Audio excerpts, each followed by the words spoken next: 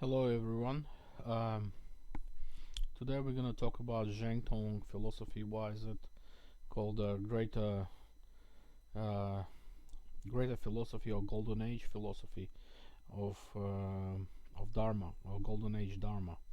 Now, Shentong emphasizes that we negate a self, neither self nor non-self. So I'll try to explain what that means exactly. So when we're talking about self, um, uh, in relative forms. Self, Rank saying that self is non-existent or empty self, but this philosophy is not entirely correct. So let's talk about this now. Um, when uh, uh, when this non-self comes from, or not non-self, sorry, what we think we negate self as it is. All phenomena has no self nature. Like for example, echo in the mountains does not have a self-existent nature and depends on the mountains. So when you yell in a valley and the echo just echoes throughout the mountains, it depends on the mountains, because if you remove the mountains, then the echo disappears, cannot exist on its own. So that's why in Buddhism they're saying they negate the self. So self cannot exist, but we also negate the non-self either. So that's why we say neither self nor non-self, because non-self cannot exist as well. Like what, for example, this is really tricky. Uh, like if you have a deep sleep, right? When you have no consciousness, no seeing, no feeling, no touching, no, so do you still have a self? And the answer is in Shentong philosophy is that yes, we still have a Buddha nature. So for example, non-self cannot exist either, because non-self means completely empty of the self, and you are no different than a rock or a tree.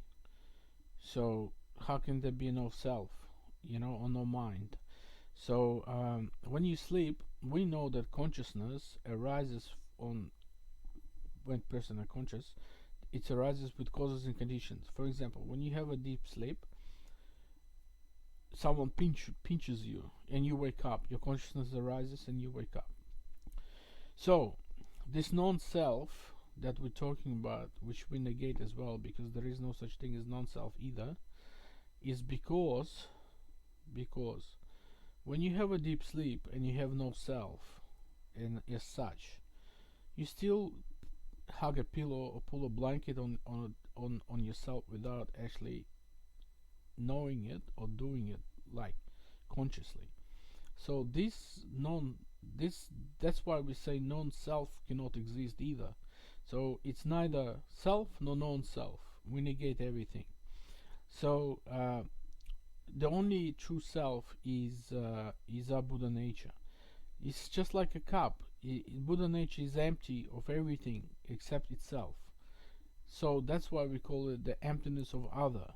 So, or other emptiness, or emptiness of other. It's because the ultimate truth has a self nature, which is a Buddha nature. Tathagata Garbha is a Buddha nature, always present, always there. But yet, you still, it's like knowing without knowing, doing without doing. That's our Buddha nature. It does things, is always present.